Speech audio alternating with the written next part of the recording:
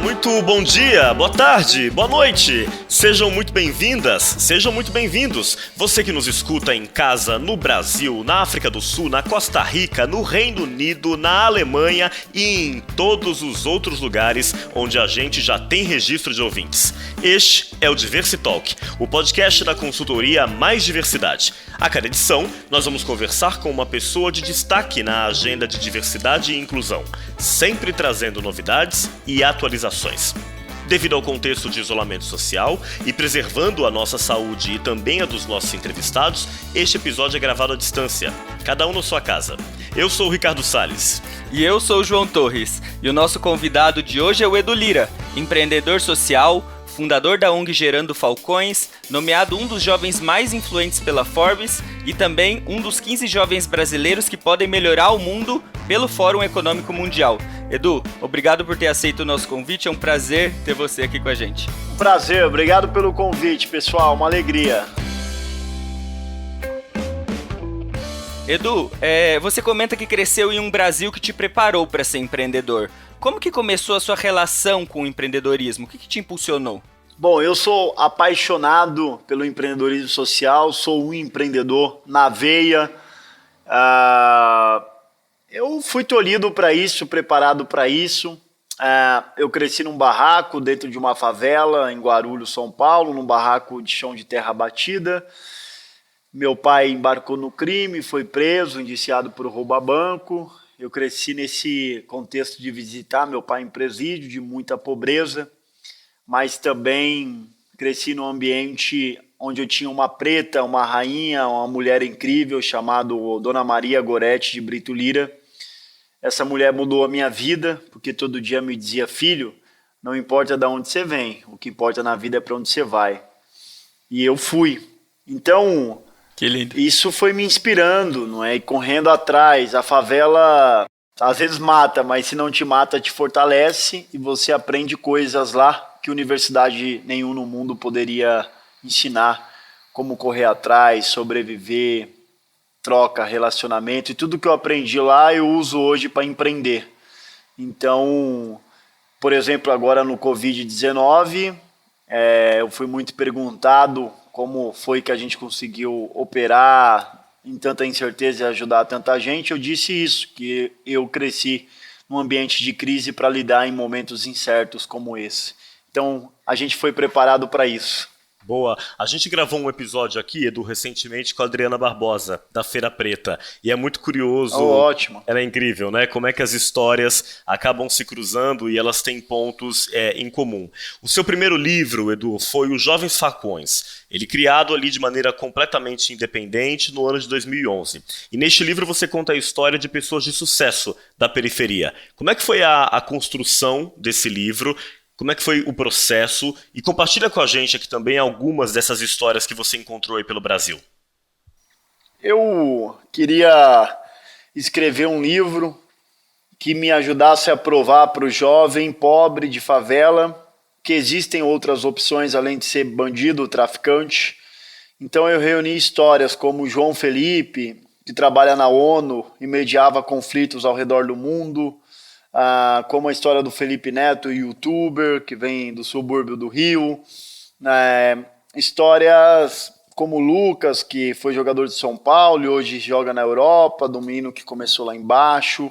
Então, histórias como essa, de gente que correu atrás e que construiu a sua própria história, como a Alessandra França, a banqueira dos jovens pobres, que fundou um banco para apoiar só jovens pobres que não tinham acesso a empréstimo nos bancos convencionais.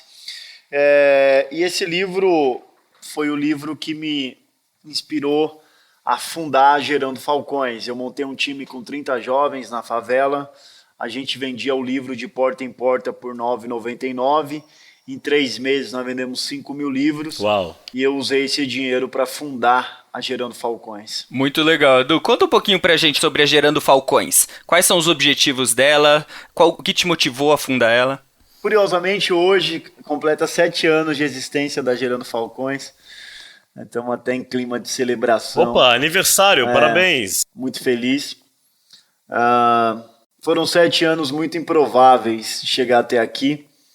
A gente começou no quarto da minha casa, sem reboco, uma casa sem reboco por dentro, sem reboco por fora, com 3 jovens sonhadores, a Amanda, o Lê Maestro, a Maiara e eu. A gente não tinha dinheiro, mas tinha muitos sonhos, muita vontade e muita disposição de correr atrás e de encontrar motivação nas derrotas. A gente percebeu que a sociedade tinha muitos muros e nós deveríamos construir pontes. E nós começamos a derrubar esses muros e fazer pontes entre a favela e o centro. E levamos várias empresas do país para liderar com a gente na favela, como Ambev, Motorola, Microsoft, Oracle, SAP, Accenture, Itaú, Visa, XP, MRV, Cirela, entre tantas outras empresas. E a gente foi crescendo ao ponto da gente deixar de ser uma ONG na favela, mas se tornar uma rede de ONGs em favelas do Brasil. Então, a Gerando Falcões hoje é uma plataforma de impacto social. A gente acelera ONGs no Brasil inteiro. Então, o que a gente faz é procurar por líderes incríveis que estão, empreendedores sociais, que estão nas favelas, porém abandonados e sem recurso. Eles participam de um edital. Uma vez aprovados, a gente educa e desenvolve essas lideranças na Falcons University. A gente fundou uma universidade na favela. O Mandela fundou uma universidade na cadeia, nós criamos uma na favela. Incrível. A gente desenvolve esses líderes em habilidades técnicas e emocionais, numa plataforma super sofisticada de ensino, com ensino híbrido, por sinal. E a gente tem um ranking de performance que avalia quem consegue aplicar o que aprende. E os mais bem colocados a gente investe dinheiro, gestão, branding, e eu apresento empresários brasileiros para investir neles. E os que não passam para essa fase de recurso financeiro, eles fazem de todo jeito, integram o ecossistema da Gerando Falcões e tem uma série de benefícios sociais. O que a gente quer no longo prazo é criar um ecossistema com líderes incríveis, mudar o empreendedorismo social de liga nas favelas e, no longo prazo, mudar a cara da favela brasileira, colocando a miséria efetivamente no museu e levando dignidade de vida para as pessoas e cidadania para todo mundo. Puxa, que lindo ouvir isso. Eu queria explorar 2 pontos aqui na tua fala. Como disse o João, vocês contam hoje com o apoio de várias grandes empresas e isso te colocou em contato com grandes líderes do Brasil. Então eu queria entender um pouco mais como é que você se aproximou de caras como Jorge Paulo Lemann, entre outros. E o segundo ponto é justamente em relação a essa vocação empreendedora da favela. Quais são os tipos de projeto que mais chegam aí na Gerando Falcões? Bom, eu acho que esse relacionamento que eu tenho com o empresariado brasileiro é fruto de um plantio de 7 anos, né? A gente vem fazendo isso, não é uma coisa de agora, a gente tem um histórico de trazer famílias para a favela. Todos os sábados, durante muitos anos, nós fizemos isso. Então já trouxemos desde Jorge Paulo Lemann, a família Moraes, a Setúbal, e por aí vai. Trouxemos o Satya Nadella, presidente global da Microsoft, para conhecer a Gerando Falcões e a comunidade. Então é uma coisa que a gente faz porque está na nossa essência, dialoga com um dos nossos valores. A gente tem 7 princípios de cultura. O vai que dá, tamo junto, papo reto, é tudo nosso, é nós, pegada forte. Maravilhoso. Então, o tamo junto pra gente é isso, é menos muros e mais pontes. A gente acredita que o outro lado só vai mudar se a gente dialogar com eles. Então, a gente quer inserir cada vez mais meninas na trabalhabilidade, meninos negros, pobres, de favela, na tecnologia. A gente quer misturar. Acho que o mundo precisa de mais diversidade, mais mistura. Acho que toda essa discussão que está acontecendo em relação ao racismo, as pessoas precisam partir de um ponto de ir além de uma postagem na terça-feira, apesar da relevância disso, mas os CEOs, presidentes de empresas, diretores de RHs, definirem metas de diversidade, metas, números precisos de jovens negros inseridos no mercado de trabalho, nas companhias, até porque diversidade não é um tema só bonito, interessante de se falar ou necessário para o mundo. Diversidade é também um tema de desenvolvimento econômico. Você não cria grandes produtos inovadores só com pessoas brancas na mesa, que estudaram no INSPER e na FGV. Certo. É impossível fazer isso. Ou com pessoas que foram para Stanford. Eu não tenho nada contra Harvard, Stanford, INSPER ou AVG. Pelo contrário, já tive em Harvard, já dei palestra em Harvard, mas eu sei, como prova viva, que a diversidade proporciona criatividade, inovação. Falar de inovação sem diversidade é uma tentativa pífia, frustrada de fazer isso.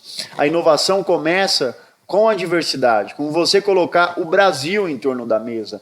Nós somos quase 54% da população brasileira composta por pardos e negros, mas as empresas não tipificam essa realidade. Então, é uma oportunidade que o business tem, que o mercado tem de passar a mensagem certa também para o Brasil e rever esse erro histórico. Uma desculpa que é dada sempre é que faltam cargos qualificados de negros e pardos para ocupar os cargos mais técnicos. Se isso for uma verdade, por conta do histórico social, de desigualdade, que vem desde a época de todo tipo de escravidão que foi vivenciada no Brasil, as empresas precisam, e é também uma oportunidade, de anunciar investimento em ONGs, em universidades que promovem cursos de qualificação profissional, curso técnico para jovens, homens e meninas pretos e pretas. Eu acho que é um momento da história único que o Brasil não pode cometer mais um erro, mais uma vez, de deixar de fazer o que é a coisa certa. Perfeito, incrível. Você sabe que a gente, como consultores de diversidade, com muita frequência, a gente ouvia isso das empresas, né? Eu até queria trazer um jovem negro, mas você sabe como é que é. Não encontra um jovem negro que fala inglês, ou não encontra com aquela formação A ou B. E uma coisa que a gente sempre dizia é, você encontra sim, talvez não na quantidade que você espera, mas existem sim muitas dessas pessoas. Você falou aí desse trabalho de levar... Yes, I'm black and I'm speaking English. Exatamente, cara. E você em Harvard ainda por cima, né? Circulando por vários desses lugares. Possible. Yeah. Você falou sobre esse trabalho, essa atuação de levar algumas das famílias mais ricas do Brasil, inclusive, para conhecer ali a favela, que eu fico imaginando no potencial pedagógico desse trabalho, que é desconstruir um pouco essa visão da favela como um lugar de pobreza, que não por acaso é uma mesma visão que as pessoas têm da África, né? O racismo está subjacente a isso tudo. Como é que as organizações podem explorar, Edu, explorar no melhor sentido esse potencial empreendedor da população que vive em comunidades e favelas do Brasil? A minha aposta é na troca. Eu acho que o Brasil, nós somos quase 7 mil favelas, quase 14 milhões de brasileiros e brasileiras que vivem em favelas. As empresas ainda têm uma relação muito de troca comercial e precisa ter uma troca de emoção, uma troca de experiência, de aprendizagens, uma troca de relacionamento, uma troca de ideias, de mundo, de culturas, não é? Tem tanta coisa que a gente pode aprender com a Faria Lima e tem tanta coisa que a Faria Lima pode aprender com a gente. Eu costumo sempre dizer que o Jorge Paulo me mandou para Harvard e eu trouxe ele para a favela. Olha que coisa extraordinária. Genial. É incrível. Isso é extraordinário. Eu fui lá fazer um curso de um mês e ele ficou aqui algum tempo, veio 3 vezes comigo. Então, essa troca é fundamental para eu ser um cara melhor e o Jorge ser um cara ainda melhor. Total. E a pergunta que a gente tem que fazer é por que nós ficamos tanto tempo separados? Quanto tempo nós perdemos por não estarmos juntos? Quanto progresso nós poderíamos ter criado e desenvolvido?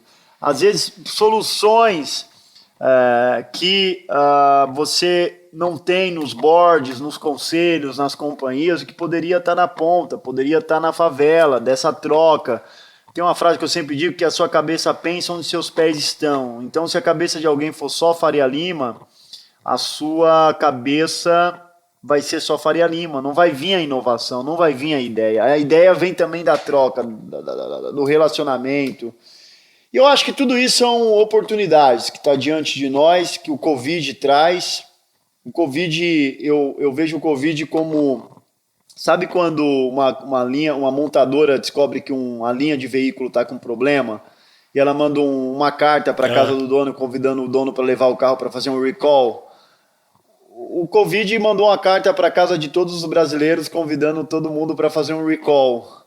falando, olha, a gente precisa atualizar o seu conhecimento sobre o Brasil, sobre diversidade, sobre desigualdade social, sobre exclusão digital, que é tão grande no Brasil. Imagina se todos... Tem mais de... São 63 milhões de brasileiros e brasileiras não têm acesso à internet. São pessoas que não vão conseguir ouvir esse bate-papo nosso simplesmente porque é quase que existe uma venda diante dos olhos deles e delas. Então são problemas históricos. E a gente só consegue realmente ter empatia diante desses problemas com essa convivência e com essa troca. E são pessoas que já estavam, né, Edu, fico pensando aqui enquanto você fala, num isolamento social muito anterior, né, que é essa questão de já estarem limitadas em relação ao acesso ao mundo. E acho, João, vou te passar a bola aqui já, mas acho que o Edu traz uma coisa tão valiosa quando ele fala de troca, porque no nosso dia a dia... É comum, muitas vezes, que a gente perceba em algumas empresas a visão da diversidade sob um ponto de vista assistencialista.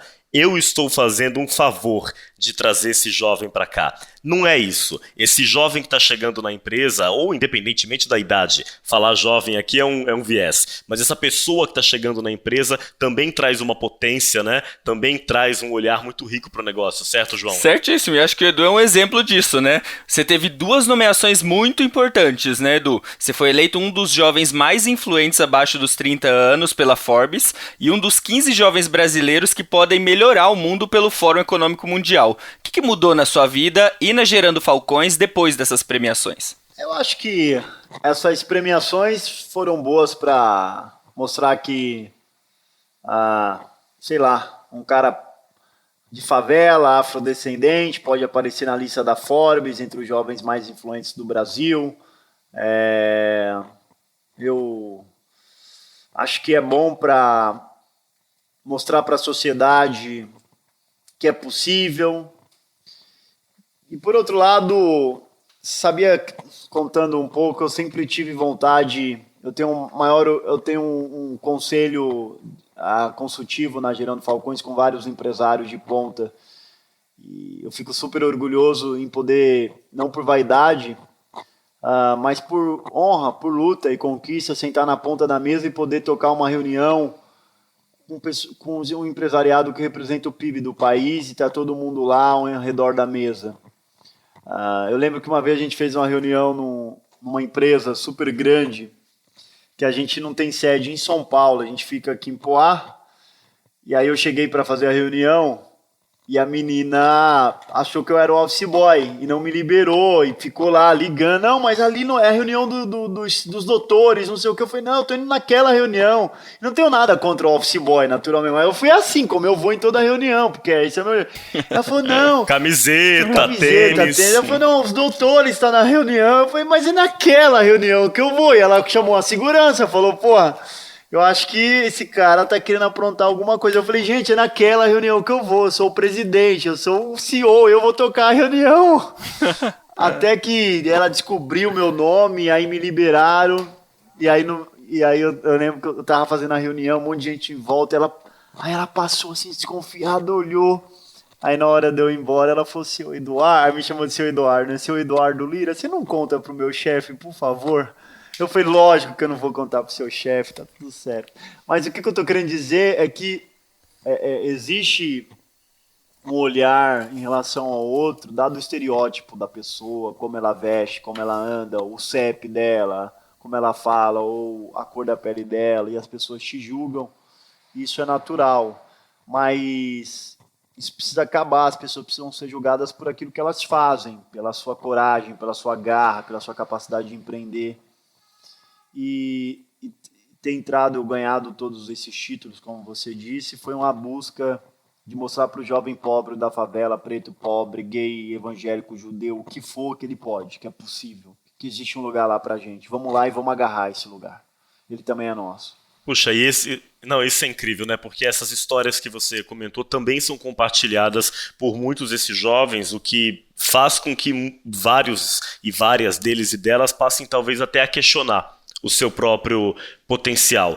Nesses 20 minutos que a gente está conversando, você já falou muita coisa incrível, mas eu queria te provocar mais nessa direção. Que mensagem você costuma dar para esse jovem, essa jovem, uma pessoa que mora na periferia, uma pessoa negra, de uma classe social mais baixa, LGBT, uma pessoa em situação de vulnerabilidade que está ali desacreditada do seu próprio potencial? Eu acho que, por muito tempo, as pessoas mais pobres e vulneráveis do país foram marginalizadas. Mas a mensagem que eu tenho para falar é: não acredita nisso. Não acredita em alguém que tenta te dizer que você não pode por alguma razão. Vai lá e faz, corre atrás. Se ame. Eu acho que tem uma frase que eu gosto de falar: se preciso for, troque de amigos, mas não troque de sonhos.